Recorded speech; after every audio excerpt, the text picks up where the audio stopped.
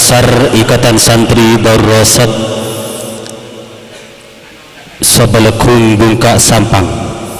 Pendahuluan santri berdasarkan peninjauan dan tindak langkahnya adalah orang yang teguh pada Al-Quran dan mengikuti sunnah Rasul Al-Amin sallallahu alaihi wasallam, dan teguh pada pendirian. Ini adalah arti berdasarkan sejarah dan kenyataan yang tidak dapat diganti dan diubah selama-lamanya. Allah Maha mengetahui atas kebenaran sesuatu dan kenyataannya, bahwa atas dasar batasan seorang santri sebagaimana di atas, maka ekstensi keberadaan santri perlu dipertahankan dan dikembangkan potensinya, kemampuannya. Oleh karena itu,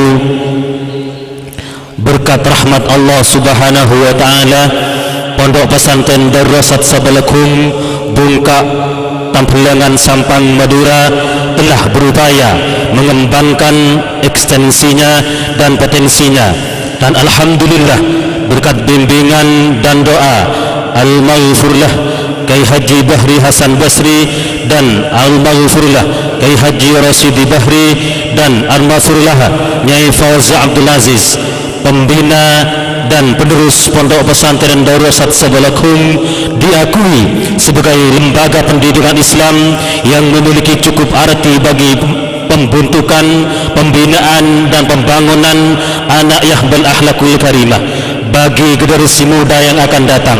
Oleh karena itu, ekstensi Pondok Pesantren Darusat Sabelekung perlu terus diperhatikan oleh semua alumninya. Bahkan sangat perlu dukungan untuk meningkatkan perannya dalam konteks pembangunan manusia yang berakhlakul karimah dengan tujuan meninggikan kalimatullah dan mendapat ridhonya. Bahwa alumni Pondok Pesantren Darusat Sabelekung yang semakin tahun semakin bertambah jumlahnya dan semakin berat pula tantangannya, dan para alumni diharapkan dapat terjalin dalam ikatan yang kuat dan kokoh dengan Pondok Pesantren Darusat Sabelekung guna terwujudnya kesatuan dan persatuan, serta berhikmah kepada pondok dan berkhidmah kepada masyarakat untuk mewujudkan cita-cita yang luhur ini.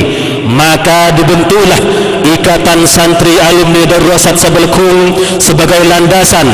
Maka dibentuklah anggaran dasar Ikatan Santri Alumni Darusat Sabelekung sebagai berikut. B. Bab 1. Nama. 1.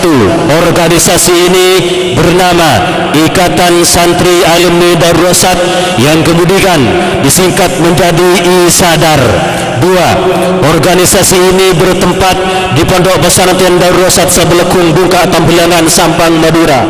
3. Organisasi ini didirikan pada tanggal 10 bulan Januari 2008 sampai dengan waktu yang tidak ditentukan.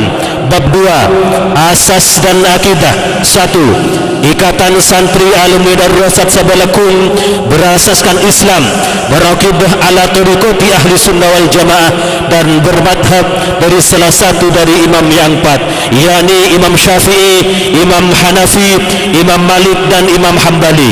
2. Organisasi ini bersifat kekeluargaan, keagamaan, serta tidak berpihak kepada salah satu organisasi politik. Bab 3. Tujuan dan usaha. 1.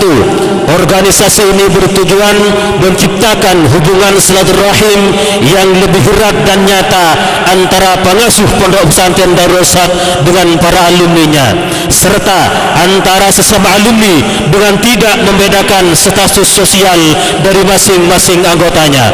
2. Memberi dukungan, dorongan serta pertimbangan kepada pengurus Pondok Pesantren Darusat atau kepada pengasuh demi kemajuan pendidikan dalam pesantren tersebut.